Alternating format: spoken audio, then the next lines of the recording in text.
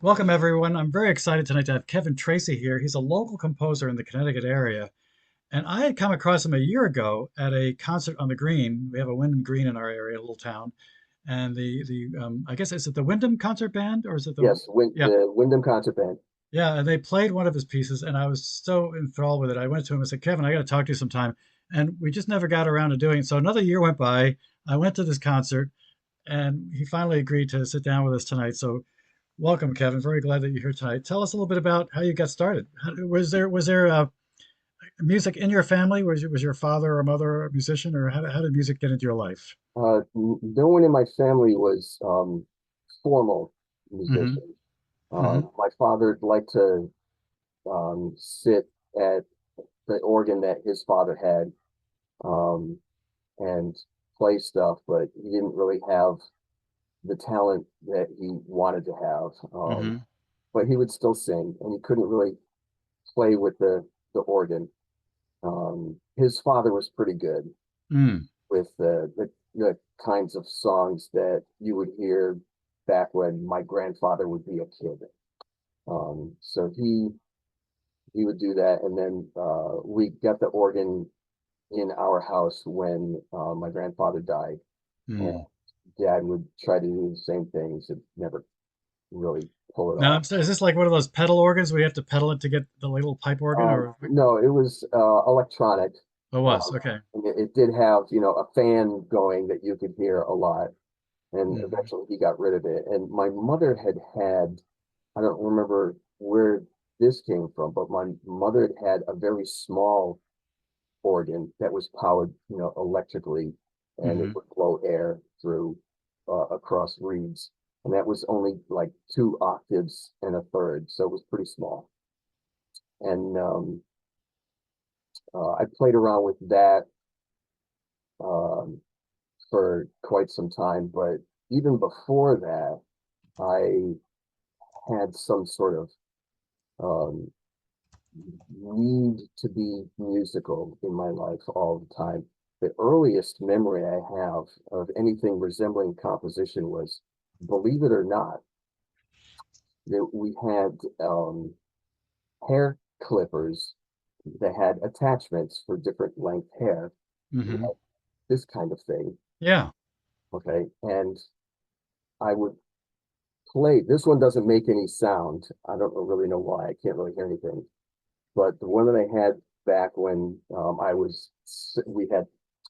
we had when I was 7 years old, Hmm. um, you could hear the different pitches, and I don't know why they were all not the same pitch because they're the same length times, except one was broken. So I would fool around with that, and it came out like da da da da da da da da da da da da da da, and I played that for my parents. I says, "Look, I'm making music out of this thing," and my mother, of course, her little baby is playing music and she's all thrilled. And then Dad just gives the look and doesn't say anything. That's the way. That was your seminal moment where you realized music was a big part of your life, huh? Yep. I And then love it. just a couple years later, I started with the trombone in the fifth grade when they uh, come to do the instrument demonstration to get the kids in band. And so Mm. I started on the trombone then, and I was pretty decent at it. um, for a beginner. And I By the just, way, that's got to be a tough thing for parents to put up with. I imagine a trombone, when you're first learning, has to make a lot of squeaks and sounds that are not appreciated.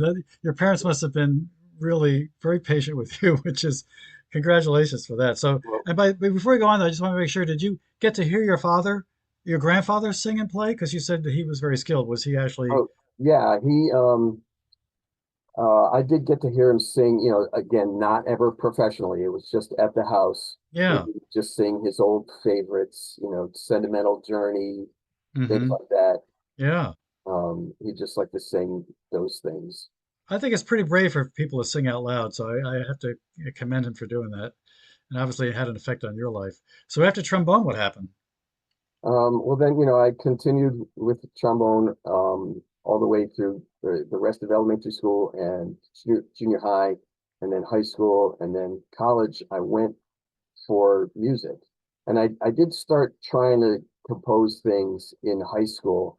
I have a fugue, like my high school music department, I was fortunate enough that the department had music theory classes, 2 years worth of music theory in Yeah. high school, which doesn't happen nowadays, and it didn't happen a lot even back in those days. Yeah. Excuse me. So I had, I took the 2 years and we learned about fugues, and I tried to write a fugue, and there's no way I really want anybody to listen to that one right now. Um, Well, I think there is a few tonight we're going to play, isn't there? Is in the yes. lineup? Yeah, someplace. Excellent. Very good. And then, so your decision to commit yourself to music, that happened, you decided to commit yourself to music from high school. Is that true? Like Yes. you decided Yes. to be in music. That's wonderful. I think when I was 10th grade, I knew that something was going to happen in music.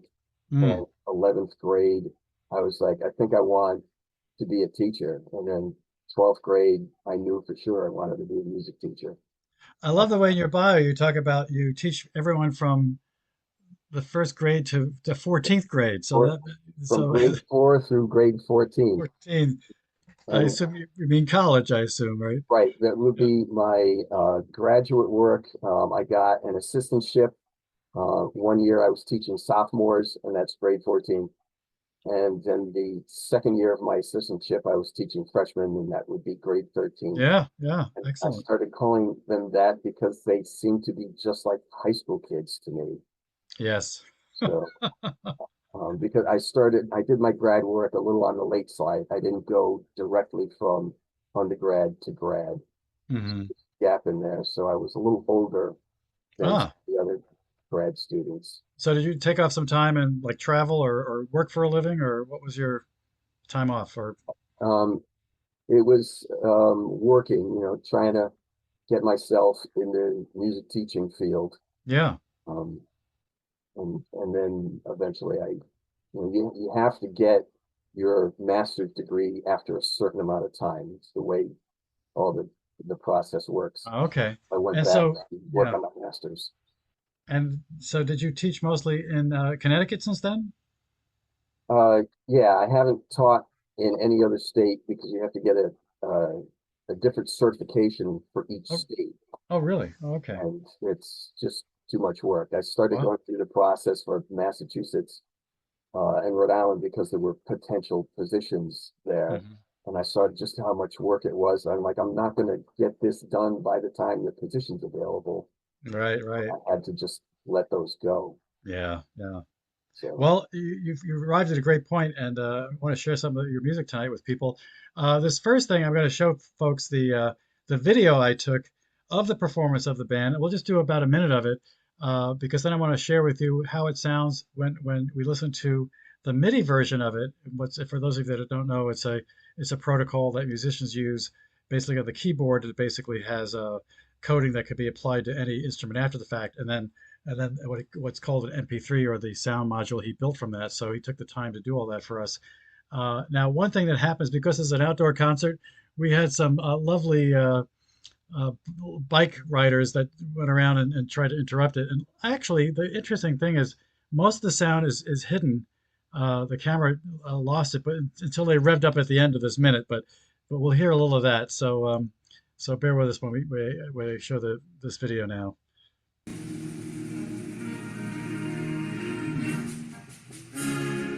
Again, it's not very loud. I apologize.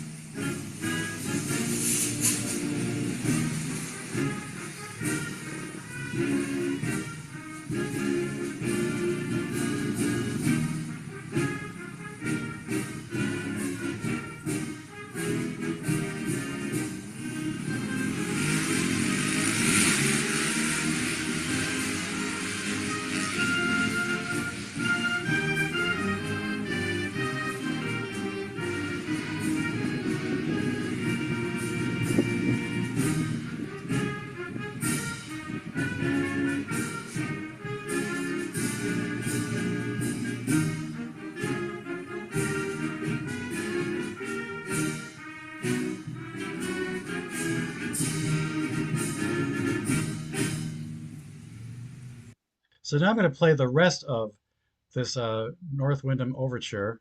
I'm going to play it from a minute in. And so this is the rest of it. Now you'll hear a difference, obviously, in the quality because this is just fake instruments.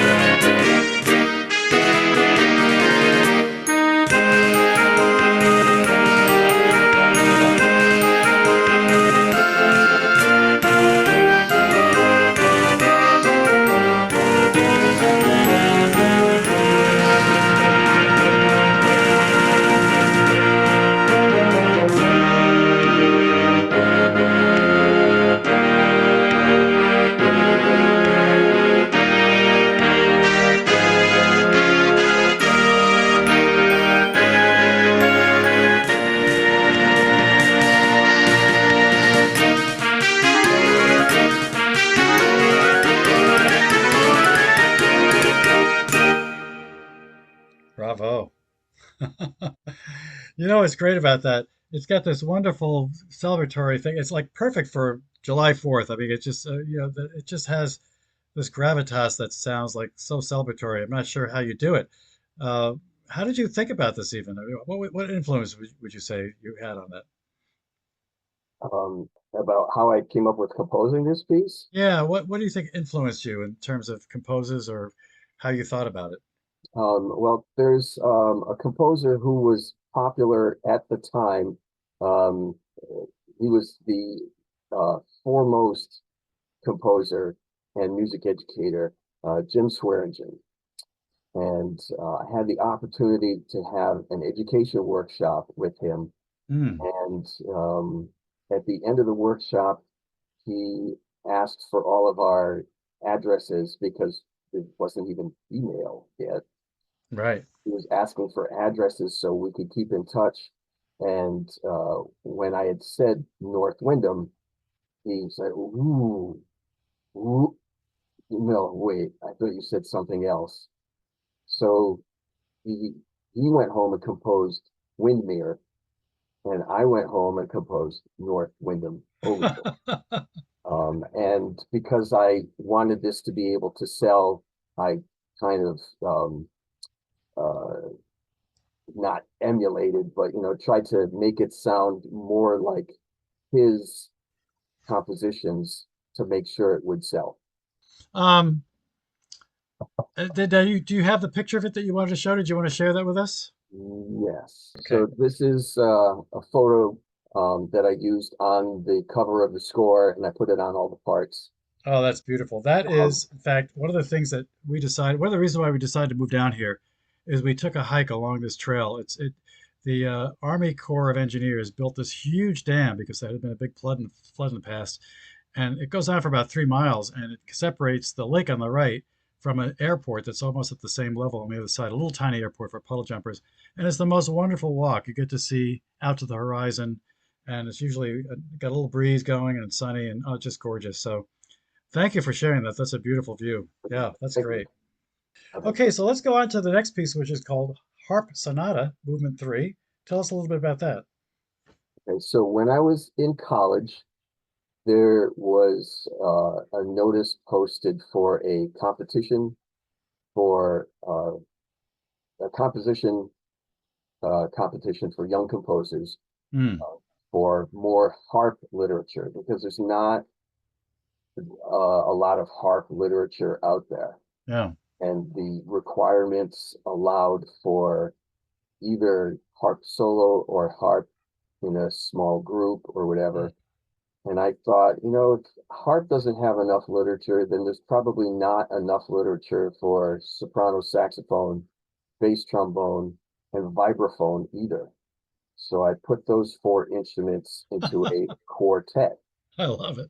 And this is the third movement that the the um, the first two movements are, kind of just more not traditional. That's not the word I'm looking for, but they're calmer than what we're going to hear in a moment.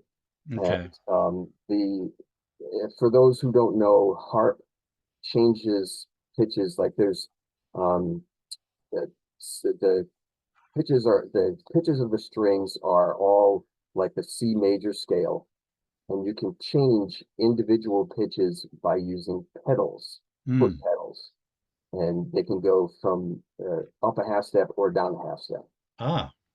And in the second movement, there's just two sets of pedal changes going from the A section to the B section, and then the B back to the A.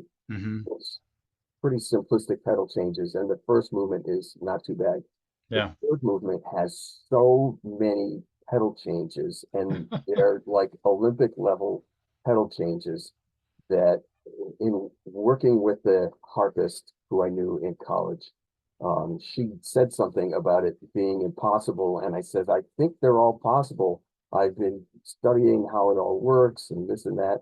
And she took a look at it and she says, they're all possible, but it's a lot of work. I might have to put on my running shoes. And I says, I think I'm going to write that in.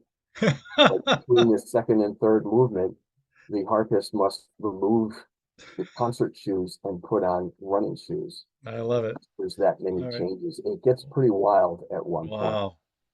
Here Uh, is Harp Sonata. so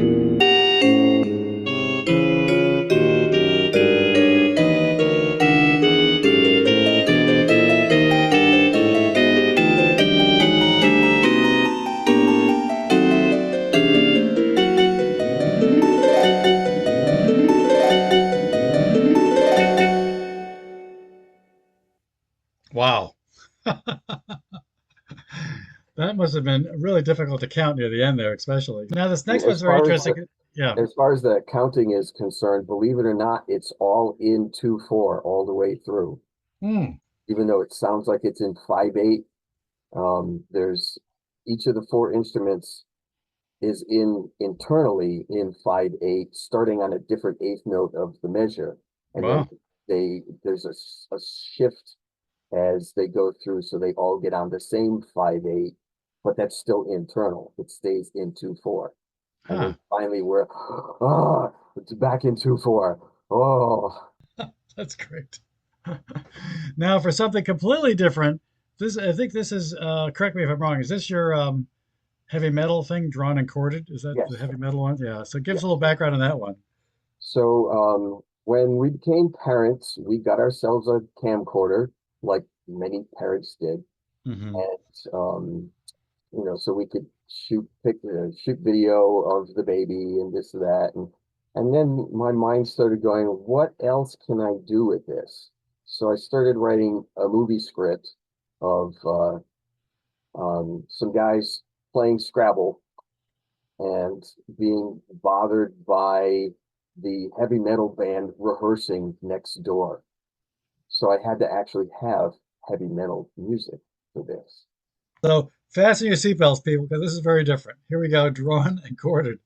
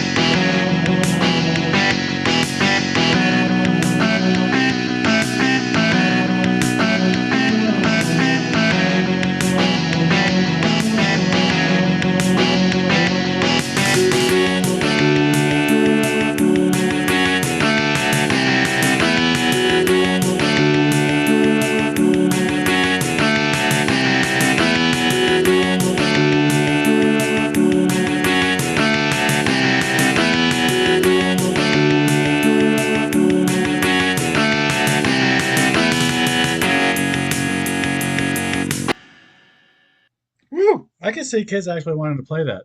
Okay, I was going to say it'd be great if you could have extracurricular or extra credit. You could have kids play your music, and just record it.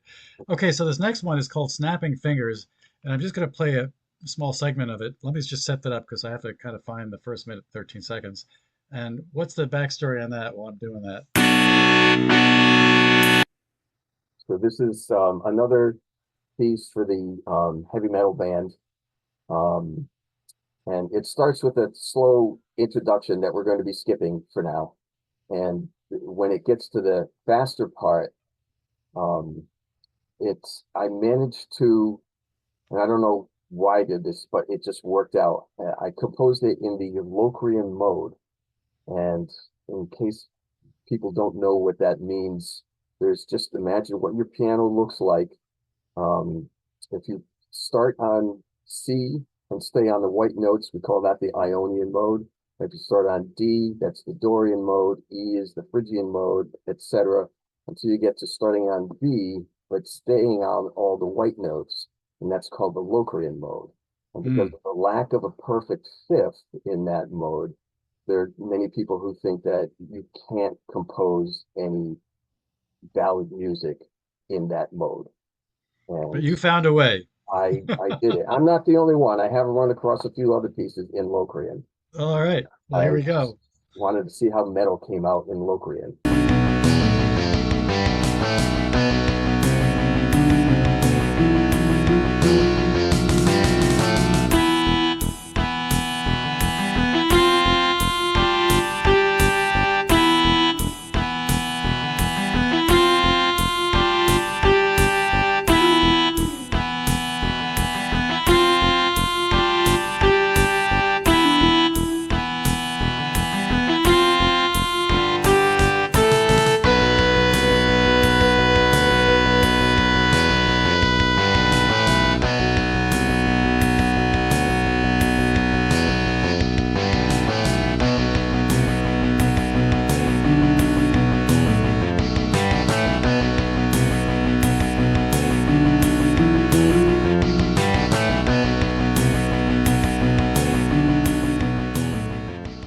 because this is one of my longest pieces for the metal band. I think the full version is like 6.5 minutes It long. does have a driving beat to it. I'll give grant you that. It's got a really good driving beat. That would be Um, fun. Now, this next thing is called Octo Boogie. Yeah, Yeah. this one uses. One day I was sitting around thinking about what can I use, like take two things to put together that you wouldn't imagine should go together. So I thought of boogie woogie and octatonic scale. The octatonic scale, again, for those who might not know, is one that has 8 notes per octave plus the repeated octave instead of the normal 7. So it progresses by, there's two different versions of it. It can go up whole step, half step, whole step, half step, whole step, half step, all the way up. Or it can go half step, half step, whole step, all the way up. Hmm. So I figured I'm going to try to put these two together and see what I come up with. All And right. I Let's hope ended our up with brains the don't blow octave. up. Here we go. Octo Boogie.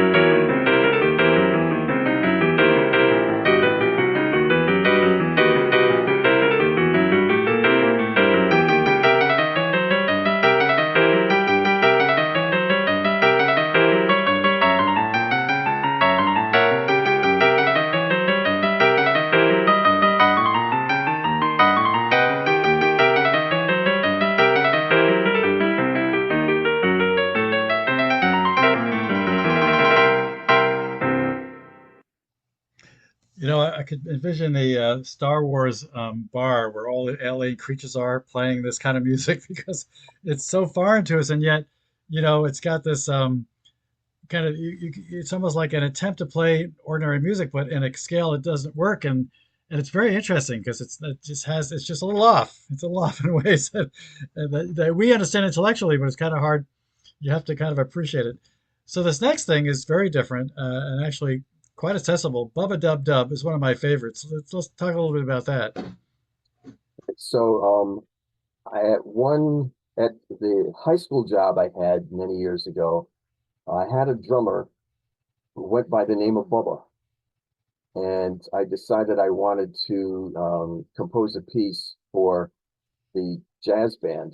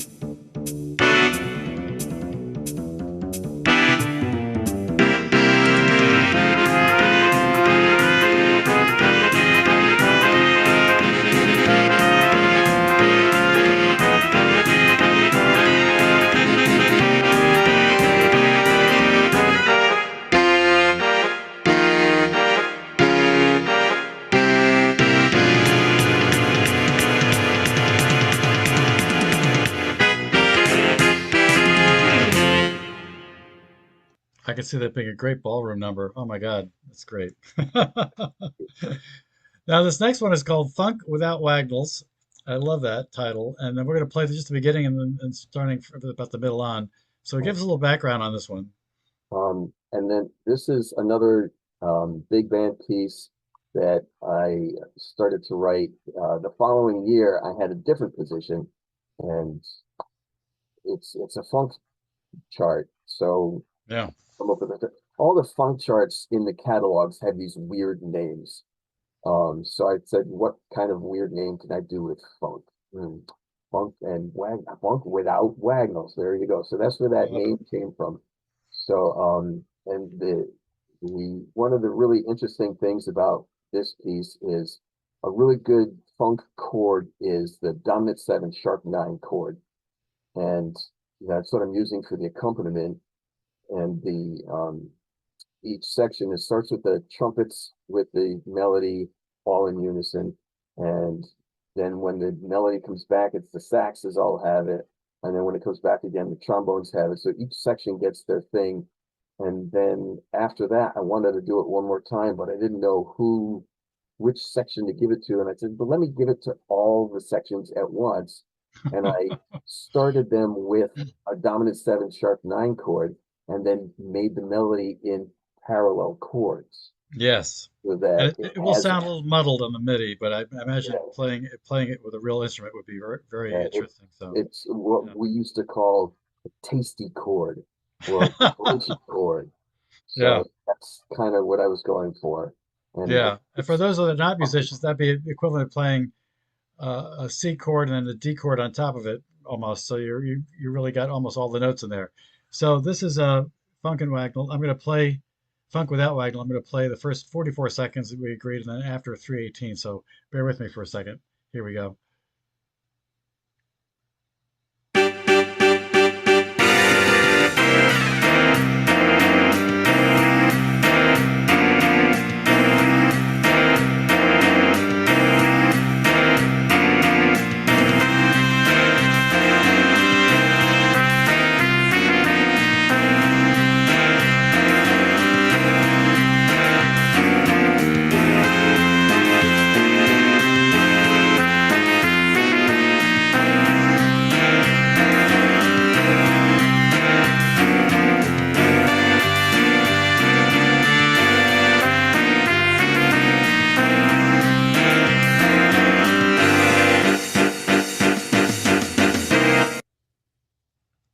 318 now. Let's see.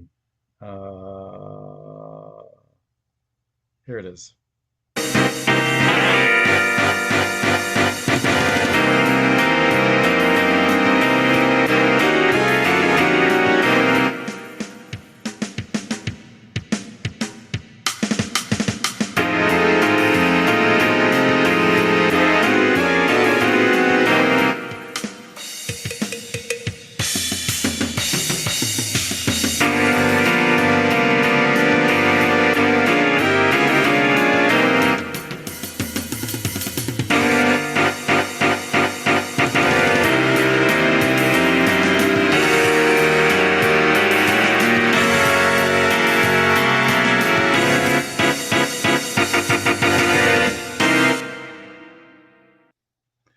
Very full. Very nice.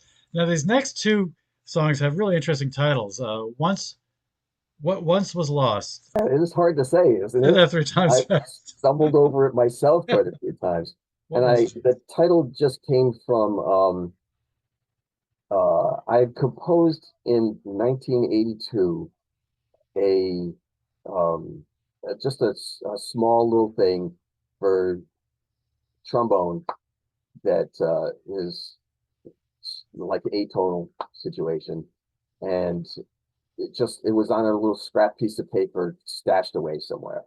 And I also did it with a trumpet tune based on some of the um, trumpet etudes I heard the trumpet players working on, and they were incredibly difficult, and they sounded kind of atonal as well.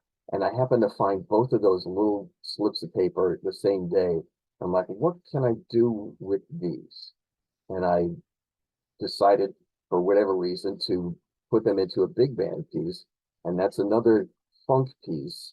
And I took the idea of the parallel dominant seven sharp nine chords from the funk without Wagnalls, and I expanded it to all 12 pitches at once.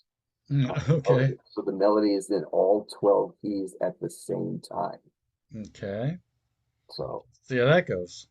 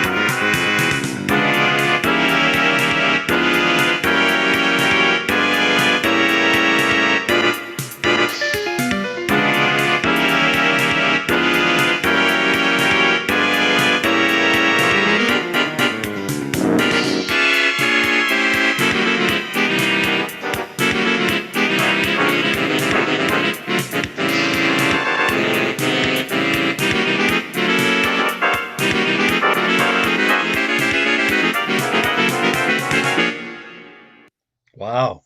Wow. Yeah, it reminds me a little bit about Frank Zappa. Have oh, you thank listened you. to him? Yeah, he's got some amazing things. That's so. Who influenced you? Would you say in your writing? I've had a lot of influences. Zappa would be one of them. Mm, Um, and then Paul Hindemith, Bela Bartok, mm, and of course all the classicals like Mozart, Haydn, Beethoven. yeah, yeah. Now this next one has a really interesting story behind it. I'm not quite sure you pronounce it. Eligia Patatito. Not sure you say it. Elegía para Tito Aha. is Elegy for Tito. And I Yeah. gave it that name because here's the story that goes with this is one evening I was, you know, playing video game or doing whatever, and all of a sudden, this music just kind of came to me. And it's like almost a whole piece. I'm like, what's going on? And I'm hearing all this music in my head. And no, it's not coming from the video game. There's no music in this game.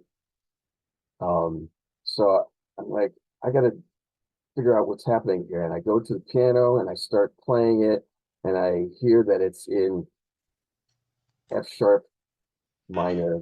I'm like, oh, big band's not gonna like that key. And the thing is, I don't have absolute pitch. I figured maybe if I rehear it in a couple of days, it might be in another key, and then people will be happy. So I kind of put it away for 3 days and went back and could hear it again in my head, and it's still in F sharp minor. And I'm like, all right, I guess that's the key it's going to be in. People are just going to have to learn F sharp minor. So Yeah. I started working out all the notes, and the day that I heard the music was June 1st, 2000. And that happens to be the day that Tito Puente died. Mm. So okay, that's going to be the title of this piece. It's Hmm. Elegy for Tito, or Elegía para Tito. And um, that and it just kind of came out basically all in one shot like that. Wow. Okay. This is Elia Paratito.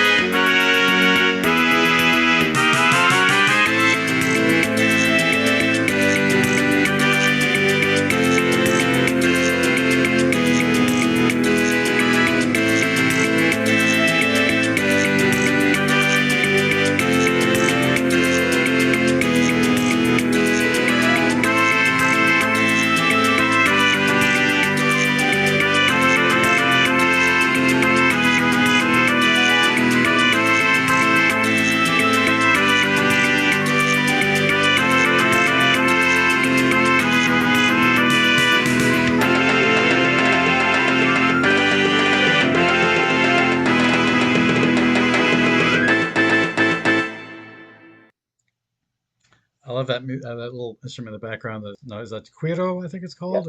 yes. Yeah, that's very nice. Tell us a bit about the Sonata Number One for guitar. Uh, this piece, I had tried composing something for solo guitar.